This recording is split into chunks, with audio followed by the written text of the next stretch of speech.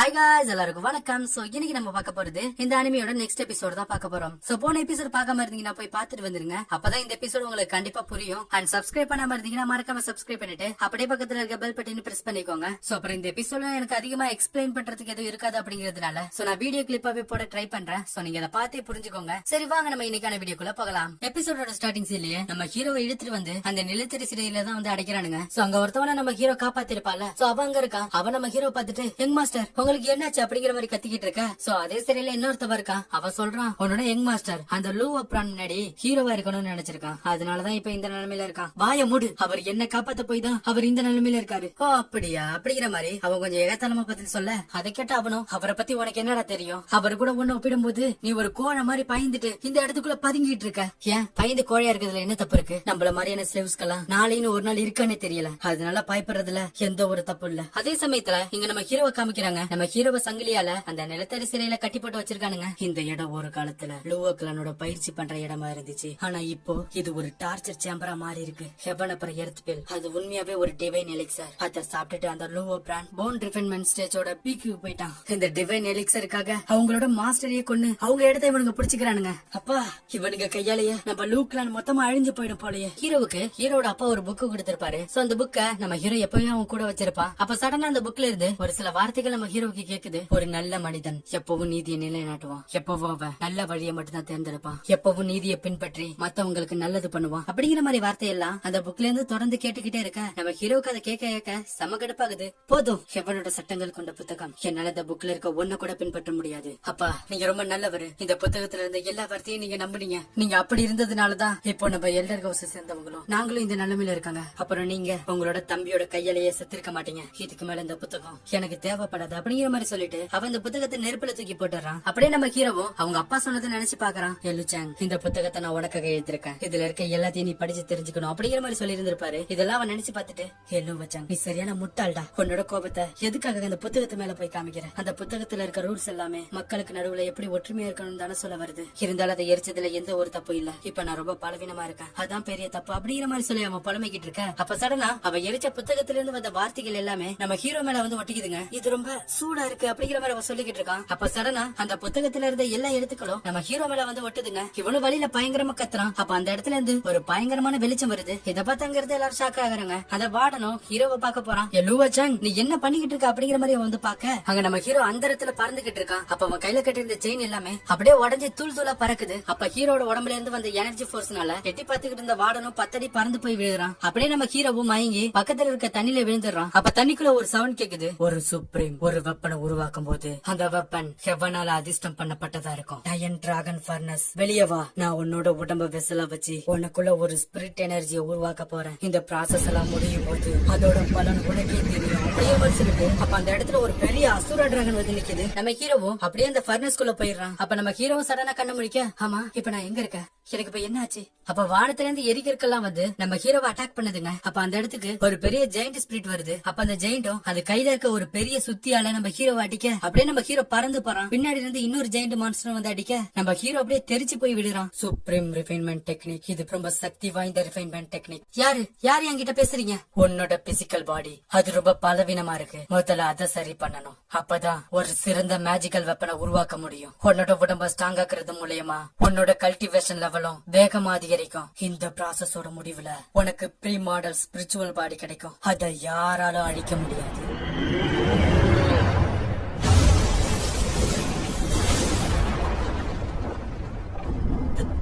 இது என்ன இடம்? என்ன சுப்ரீம் ஒன் ரிஃபைன்மெண்ட் டெக்னிக்கா? அவ்வளவுதான், எல்லாம் முடிய போகுது, நான் சாக போறேன்.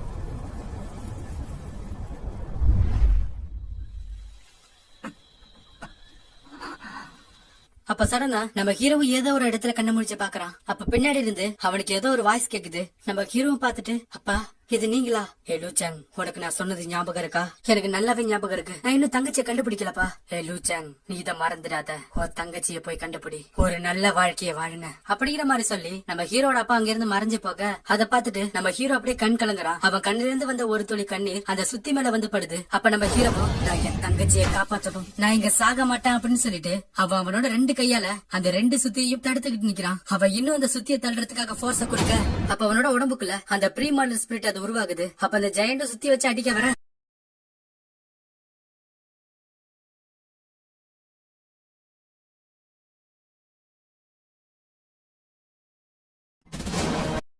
அப்ப சடனா அவன் அந்த ஃபர்னஸ்ல இருந்து வெளியே போக அந்த அசுரா டிராகன் அதை பார்த்துட்டு நம்ம ஹீரோவை ஃபாலோ பண்ணிட்டே வருது. ஆனா நம்ம ஹீரோ அப்படியே மாசா வெளியே வந்துடுறான். இவனும் அப்படியே மயங்கி கீழே விழ அந்த டிராகன் அதை பாத்துக்கிட்டு இருக்கு. அடுத்த சீல் அந்த வார்டன் அந்த யங் மாஸ்டர் கிட்ட வந்து பேசுறான். மாஸ்டர், அந்த லூ வச்சாங் ஏதோ ஒரு சீக்கிரட்டான டெக்னிக் கத்துக்கிட்டான்னு நினைக்கிறேன். என்ன நடந்துச்சுன்னு தெளிவா சொல்லு அப்படிங்கிற மாதிரி அவன் சொல்ல. சோ இதோட இந்த எபிசோட் முடியுதுன்பா. இந்த எபிசோடோட ஸ்டார்டிங் சீன்லயே ஒரு மாயாவிய காமிக்கிறாங்க. அவ அங்க இருக்க ஹியூமன்ஸோட சோல்ஸ் எல்லாம் அப்சர்வ் பண்ணி அவன் வச்சிருக்க அந்த ஃபர்னஸ்குள்ள அனுப்புறான். இல்ல உங்க குவாலிட்டி ரொம்ப மோசமா இருக்கு. என்னோட செல்லத்தை ரிஃபைன் பண்ண உங்களோட உடம்புல யாருக்கும் போதுமான எனர்ஜி இல்ல. இந்த நறுமணம் என்னால அதை உணர முடியுது. என்னோட செல்லத்தை ரிஃபைன் பண்ண ஏத்த ஒரு வாசனை எனக்கு வருது. அது லூவோ கிளானோட திசையில இருந்து வருது. அடுத்த சீன்ல நம்ம ஹீரோவோட சித்தப்பாவை தான் காமிக்கிறாங்க. அப்பங்க டேட் ஹவுஸ் சேர்ந்த யங் மாஸ்டர் வரான். மாமா, எதுக்காக என்ன இந்த நேரத்துல கூப்பிட்டீங்க? அப்ப ஹீரோவோட சித்தப்பாவும் அவ ஒரு பிள்ளை வெளியே எடுக்கிறான். என்ன இது? நீ நினைக்கிறது சரிதான். இது லூவோ ஃபேமிலியோட டிவைன் எலிக்சர், ஹெவன் அப்புறம் எர்த் பில். இதுல மொத்தமா 2 தான் இருந்துச்சு. அத செகண்ட் யங் மாஸ்டர் லூவோ பிராண்ட் சாப்பிட்டுட்டு போன் ரிஃபைன்மெண்ட் ஸ்டேஜோட பீக்ல இருக்கான். இதுதான் கடைசி. இத நான் உனக்கு தரேன். ரொம்ப நன்றி மாமா. இப்ப நான் என்ன செய்யணும்னு நீங்க நினைக்கிறீங்க? நீ கொஞ்சம் புத்திசாலி தான். லூச்சங் நிலத்தடி சரியில அடிக்கப்பட்டிருக்கான். அவனை பத்தி பேசதான் உன்னை கூட்டிட்டு வர சொன்னேன். மாமா, நீங்க திடீர்னு என்ன அழிச்சிட்டு வந்து அவனை பத்தி பேசிக்கிட்டு இருக்கீங்கன்னா அவனோட கதைய என்ன முடிக்க சொல்றீங்களா? நான் அவளை இவ்வளவு நாளா உயிரோட விட்டு வச்சிருந்ததுக்கு காரணமே இந்த லூவோ கிளான் மொத்தத்தையும் சுமூகமா என்னோட கைக்குள்ள கொண்டு வரதுக்கு தான். ஆனா இப்போ அவனை உயிரோட வச்சிருக்க வேண்டிய எந்த ஒரு அவசியமும் எனக்கு இல்ல. கவலைப்படாதீங்க மாமா, நான் வேலையை முடிச்சிடறேன் அப்படிங்கிற மாதிரி சொல்லிட்டு அவங்க இருந்து போக அப்ப உடனே ஹீரோட சித்தப்பாவும் நில்லு. அப்புறம் லூச்சங்கோட அப்ப அவனுக்கு ஒரு சீக்கிரட்டான மிஸ்டீரியஸ் மேனுவல கொடுத்திருக்கான். ஞாபகத்துல வச்சுக்கோ, அது எனக்கு தேவை. அப்படின்னா இந்த கேரக்டனரியோட நோக்கம் அந்த மேனுவல் எடுக்கிறது தானா? நான் சொன்னது உனக்கு புரிஞ்சுச்சா? புரிஞ்சுச்சு மாமா. அடுத்த சீன்ல நம்ம ஹீரோ அந்த நிலத்தடி சிறையில தான் இருக்கான். நம்ம ஹீரோவை கொல்றதுக்காக அந்த இடத்துல எக்கச்சக்கமான அசாசின்ஸ் இருக்கானுங்க. நம்ம ஹீரோவும் அவனோட கான்சியஸ்னஸ் குள்ள அவன் கல்டிவேட் பண்ணிக்கிட்டு இருக்கான். என்னோட உடம்பு ஒரு வெசல வச்சு எனக்குள்ள இருக்க அந்த ஸ்பிரிட் அது டிரான்ஸ்ஃபார்ம் ஆகுது. நான் இது வரைக்கும் இப்படிப்பட்ட ஒரு கல்டிவேஷன் மெத்தட கேள்விப்பட்டதே கிடையாது. ஒருவேளை இது என்னோட அப்பா கடைசி எனக்கு விட்டுட்டு போன ஏதாவது சீக்ரெட் டெக்னிக்கா இருக்குமோ? அதே சமயத்துல இங்க வெளியே அங்க வந்து அசாசின் எல்லாரும் நம்ம ஹீரோ அட்டாக் பண்ண வர அப்ப சடனா நம்ம ஹீரோ அவங்க வர்றதை சென்ஸ் பண்ணி அவன் பவர் யூஸ் பண்ணி எல்லாரையும் பறக்க விட்டுறான். நம்ம ஹீரோவும் மாசா நடந்து வர என்ன அவ இன்னும் உயிரோட தான் இருக்கான். எக்கச்சக்கமான பவர்ஸ் என்னோட நரம்பு வழியா ஓடுறத என்னால ஃபீல் பண்ண முடியுது. நான் இப்போ போன் ரிஃபைன்மெண்ட் டெக்னிக்கோட பீக்ல இருக்கேன். அப்ப அங்க வந்திருந்த எல்லா அசாசினும் நம்ம ஹீரோ அட்டாக் பண்ண வர நம்ம ஹீரோ அவங்க எல்லாரையும் போட்டு புரட்டி எடுக்கிறாங்க. லூச்சங், நீ எப்படி இருக்க? நம்ம பார்த்த 2 வருஷம் ஆயிடுச்சுல, நீ என்ன மறந்திருக்க மாட்டேன்னு நினைக்கிறேன். உனக்குள்ள இத்தனை அசாசின அனுப்பியும் நீனும் உயிரோட இருக்க அப்படின்னா மாமா சொன்னது சரிதான் போலயே. உங்ககிட்ட ஏதோ மிஸ்டீரியஸான டெக்னிக் இருக்க ஒரு புக் இருக்காமல, அது எனக்கு தேவை. அத நீனே என்கிட்ட கொடுத்துடு. அதே சமயத்துல இங்க நம்ம ஹீரோ அவனோட கான்சியஸ்குள்ள வந்துடுறான். எனக்கு என்னாச்சு? அவ அடிச்ச இடம் எனக்கு ரொம்ப வார்மா ஃபீல் ஆகுது. அது மட்டும் இல்லாம என்னோட உடம்புக்குள்ள ஏதோ ஒண்ணு அன்லாக் ஆகுற மாதிரி தெரியுது. அப்படின்னா நான் இன்னும் கொஞ்சம் அடிகளை வாங்கணும்னு நினைக்கிறேன். நம்ம ஹீரோவும் அப்படியே கண்ண முடிக்க, நீ முடிச்சுக்கிட்டியா? எங்க நான் உன்னை கொண்டுட்டேன்னு நினைச்சேன். நீ போன் ரிஃபைன்மெண்ட் டெக்னிக்கோட பீக்ல இருக்க. நீ நம்ம கிளானோட விதிகளுக்கு எதிரா ஹெவன் அப்புறம் எர்த் பில்ல சாப்பிட்டு இருக்கியா? ஏ லூச்சங், இப்ப எல்லாம் யாரும் விதியை மதிக்கிறது கிடையாது. ஒரு காலத்துல நம்ம சகோதரர்கள் போல இருந்தோம். அதனால எந்த ஒரு பிரச்சனையும் பண்ணாம அந்த சீக்ரெட் டெக்னிக்கா என்கிட்ட கொடுத்துட்டு அடே குழந்தை பையல, நீ அதை என்கிட்ட இருந்து எடுத்துக்க ஆசைப்பட்டினா வந்து எடுத்துக்கோடா. ஏ லூச்சங், நான் உனக்கு ஒரு வாய்ப்பு கொடுத்தேன். ஆனா அதை நீ ஏத்துக்கல. இதுக்கு மேல நான் உனக்கு கருணை காட்ட மாட்டேன். நீ என்ன குறை சொல்லாத அப்படிங்கிற மாதிரி சொல்லிட்டு அவ சடனா அவனோட லைட்னிங் ஷேடோவை வெளியே கொண்டு வந்து நம்ம ஹீரோவை அட்டாக் பண்றான். அங்க வந்த ஷேடோ எல்லாமே நம்ம ஹீரோவை போட்டு தாறுமாறா அடிக்குதுங்க. அதே சமயத்துல நம்ம ஹீரோட கான்சியஸ்ல காமிக்கிறாங்க. என்னால ஃபீல் பண்ண முடியுது. என்னால எக்கச்சக்க எனர்ஜி அப்சர்வ் பண்ண முடியுது. என்னோட கல்டிவேஷன் லெவல் அதிகரிச்சிட்டு இருக்கு. அந்த தேடிங் மாஸ்டர் கேக்குறான். நான் உங்ககிட்ட கடைசியா கேக்குறேன், அந்த சீக்ரெட் டெக்னிக்கை என்கிட்ட கொடுத்துடு. ஏ சின்ன பையா, நீ இன்னும் ஒரு குழந்தைடா. ஏ லூச்சங், உனக்கு எவ்வளவு தைரியம்? ஒரு ஸ்லேவா இருந்துகிட்டு என்ன போய் அசிங்கப்படுத்துற? இதுக்கு மேல நான் உன்ட்ட விட்டு வைக்க மாட்டேன்டா அப்படின்னு சொல்லி வைக்கிறான். அந்த இடமே புகை மூட்டமாயிட. நான் இதை செய்ய கூடாதுன்னு நினைச்சேன், ஆனா நீ தான் செய்ய வச்சுட்ட அப்படிங்கிற மாதிரி இவன் சொல்லிக்கிட்டு இருக்கான். அப்ப அந்த புகை மூட்டத்துக்கு நடுவுல இருந்து அப்படியே பயங்கரமான எனர்ஜி வெளியே வருது. நம்ம ஹீரோவும் அப்படியே மாசா வெளியே நடந்து வரான். நீ எப்படி? இது என்னோட